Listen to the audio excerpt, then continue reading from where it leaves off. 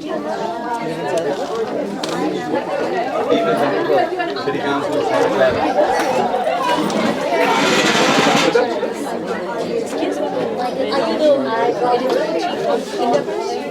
You know, I put my name here, Kerry. Hey. Otherwise, your camera. I follow your religious. Oh. Okay, we are gonna get started here. Come on, let's get things rolling.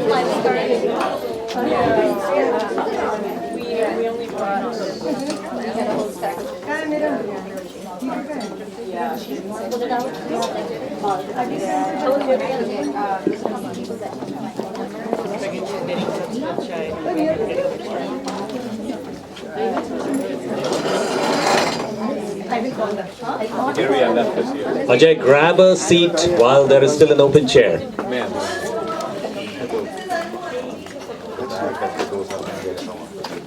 And Tarini, where's your dancer son? He's here. We need a little demo. Oh, I don't know what that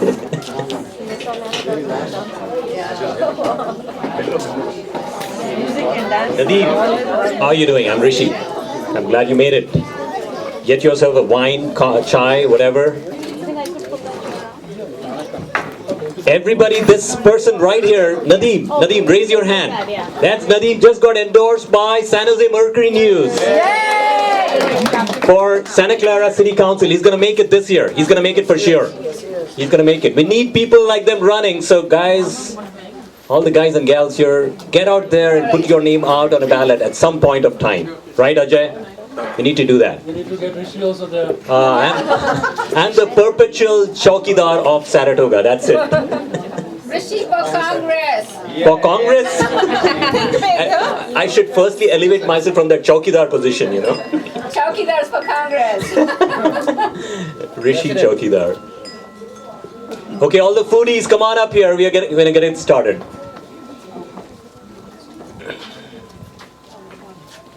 So we were actually planning to sit down there by the lawn, and it's still quite sunny. So I think it worked out well. It's one of the warmer days in Saratoga. It's like 92 degrees, but we are nice and sheltered here, good shade.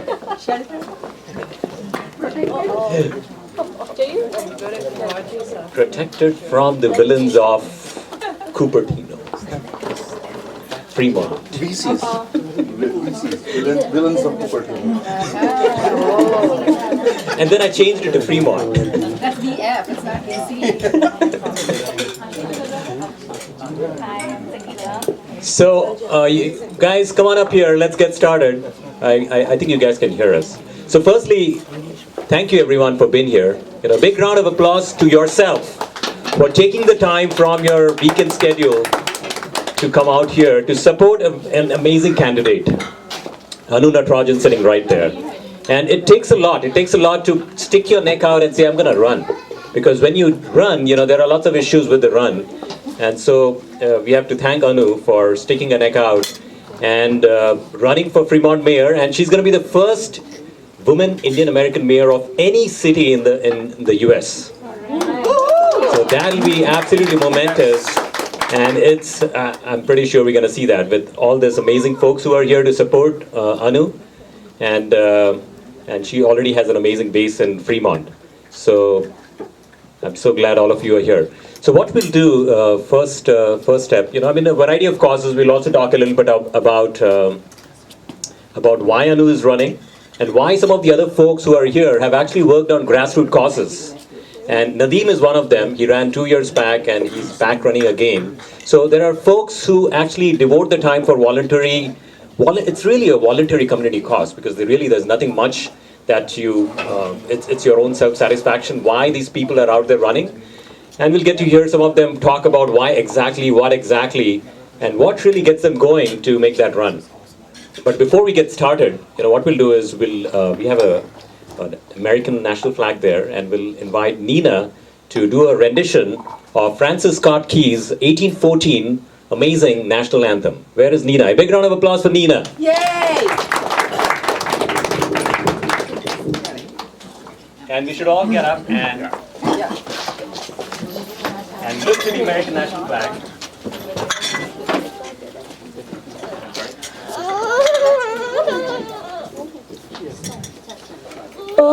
say, can you see by the dawn's early light what so proudly we hailed at the twilight's last gleaming, whose broad stripes and bright stars through the perilous fight o'er the ramparts we watched were so gallantly streaming, and the rockets' red glare, the bombs bursting in air, gave proof through the night that our flag was still there.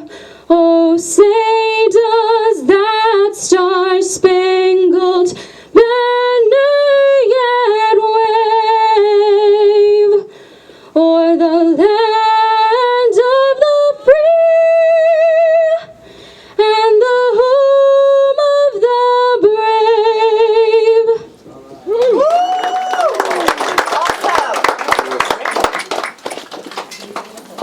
Thank you. Thank you, Nina. That always takes me back to watching basketball games in Yukon, and all of us throwing our caps up in the air. But that was a job well done, Nina.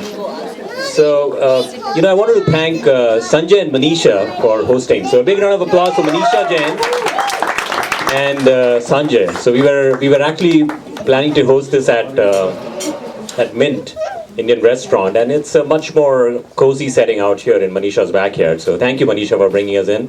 And Sanjay, where is Sanjay? Sanjay, you want to say something? Come on up here. So Sanjay is good friends with Sundaram, Anu's husband, and they go back. And I know Well, not much to say. I've known Anu for a long time, and she's really dedicated, hardworking, and she does a lot for everyone. So I would ask all of you to support her, as in whichever way you can. Thank you again, Sanjay and Manisha. Thank you. And I also wanted to thank all the co-hosts. So I'm not going to miss anyone. We have Ash Kalra. Ash, where is Ash? Big round of applause. And Kavita Tankha. Where is Kavita? Kavita tells me that she found out only 2 days ago that she was a co-host, but the very first email that I sent out to her, I told her she's going to be a co-host. Okay. So next up we also have Teresa Alvaredo. Is Teresa here? Okay, Teresa is not here yet. And Vandana Kumar, publisher, right there. Big round of applause for Vandana. And then we have Mohammed Nadeem, who joined us. Where is Mohammed? right there. Okay. And Shaista Ali. Shaista is sitting right here. Big round of applause for Shaista. And then Ajay Bhutoria, all the way from Fremont. And he's the founder of Radio Zindagi. And we have Mahesh Nihalani. Big time presence at Cupertino. Where is Mahesh? Right here. All right. And finally, Kapil Bhatnagar. Where's Kapil? All right. So those are our partners in crime. So thank you all for doing what you did. So we are here, we talked about it, essentially to support Anu, but we also want to raise a little bit of an awareness, in terms of, when you look at, just look at the office of the Congress. We had Dalip Singh Sond, who actually ran for Congress in 1958. 1958. He was a farm worker, and he actually made it in 1958. And it took 46 years for the next person to be elected in Congress. Any takers on who that was? Bobby Jindal. Piyush Subhash Chandra Jindal, who turned into Bobby Jindal. And then since then we haven't had anybody, right? This year we had 14 who were running for the primaries, 14. And right now there are 8 of them still alive and running. And they'll be, a few of them will at least make it. I think predominantly Ami Bera, who's running from Sacramento area, he has pretty good chances. We have Upendra Chilabukulu, he's out in New Jersey, and he's come through the grassroots. He was a city councilman, and he is an assemblyman today. And he's actually running for Congress. Pretty good chances, because he really understands 20 years running for office, he knows what it takes. And then we have a pretty good chance of actually sending the very first Hindu to Congress. Any takers who that is? Tulsi Gabbard, and she is Caucasian, but she follows the Hindu religion practice. And that might possibly, and she actually beat the incumbent, and she's a Democrat, so it's a huge Democrat support there. So pretty good chances she might make it in November. But I think these folks have good chances. Anu has good chances as well, right, Anu? Yes. Yes. But when you look at the statistics, look at the Fremont statistics, the population is about 224,000, something like that. And then we have about 31,000 Asian Americans who live in Cupertino, in Fremont. And then we have 32,000 Indians. So, and she's actually the number one contender, you would say, is Cho, right, Anu? Nope, I wouldn't say that. Okay, she wouldn't say that. Okay. So, now when you look at 32,000 versus 31,000, Indians versus Asians, you have 19,000 registered Asian American voters and 12,000 Indian Americans. And that might be a huge difference. So really, I think, the Indian Americans, all of us, can do a lot better than what we are doing. And essentially, this is it's an opportunity for us to raise that little bit of awareness. Hopefully, everyone who's here is actually a registered voter. Hopefully. So what we hear in Saratoga, oft-repeated phase, Pragati Grover sitting right here, she actually ran for city council 2 years back. And anybody who runs in Saratoga, they say, I'm not banking on the Indian voter. That is really not a good thing, right? We need people to get involved, that's really what we need to do. And essentially, Indians have a lot of apathy to all this. We need to change that. And the fact that you are here, I think we are trending in the right direction, right? Thanks to you. Oh, I didn't do a thing, it's like, look at all these amazing folks who, Sanjay, right there, he's responsible for everything. So I'm going to turn this over now, I'm going to turn this over to Dr. Mohammed Nadeem. And he's a professor of business at National University in San Jose. And we'll get to hear from him, why exactly he's running and what are the issues, what are the challenges, couple minutes, right? So we'll see how that goes. But he was, like I said, he was recently endorsed by the San Jose Mercury News. So he's in a pretty good position to win. So come on over.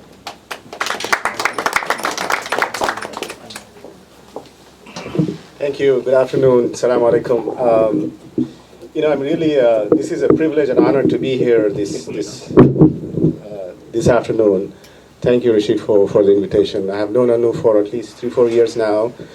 I'm a big fan of Anu. I think when I look for a candidate, I look for 3 things, and they are education, experience, and training. And I strongly believe that Anu has all those 3 things, and she's going to win. Round of applause for Anu. I've been in this community, Bay Area, Santa Clara, for the last 20 years. And when I came to this country in 1992, very quickly I got involved with the Muslim community, mosque, and various other events of Indian nature. And having served the community for a decade, I got involved into City of Santa Clara commission as a civil services commissioner. I served there as 2 terms as a commissioner. My term just ended a couple of months ago. And I think for me, running for a council is sort of a natural progression of serving the community. Because when you run for a council, particularly Santa Clara, there are no stock options, there is no money. It's a voluntary work. It's an evening job. So you really don't run for a council to make money, except Ash Karla, who is San Jose, and he makes a lot of money. But not Santa Clara, and I think Fremont probably is in the same situation, right?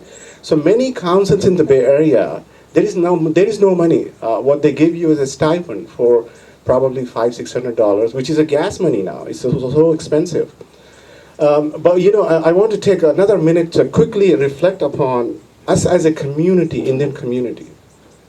In 1970s and early 60s, when people started coming to this country, they had a dream, which part of the American dream was to get some education and perhaps some training and then work for a few years in this country, make some money because they spent so much money to come here and then go back. Well, guess what? 90% of people, statistics recently came out, shows that only 10% have gone back. That means 90+% decided to stay in this country. That's the first point. The second point, if you look at the Bay Area, again as a Muslim community, Hindu community, or Indian community, three things we are very fortunate to have those three things. And once again, tremendous education, people in the IT field or any field, amazing education, highly educated people. Number two, enormous wealth. A lot of people in this community are very, very rich, very rich. And this is a bounty, right? And the third thing, think about that, is highly talented, highly skilled people in our community. So those three things are going very well. If we are not in the top 1%, for sure we are within 10%, top 10% of the American population. Which brings me to the third point. We have such an amazing talent, we have such an amazing group, which brings a responsibility, huge responsibility. We have an obligation, and the obligation is not to take over America. That's not our goal. Our goal is not to take over America. Number two, we are not here to convert anybody, neither to Muslim or Hindu or anything else. That's not our goal. We have only one goal in this country, as an amazing community, one goal, which is we become a source of benefit to the society. We become a benefit to the society. If we do that, any public office, city council, assembly, senate, will become a piece of cake. Because people realize that these Indian candidates, they're educated, they're highly talented, and they believe in community service and public service. And you will win. And Anu, you will win. Thank you very much.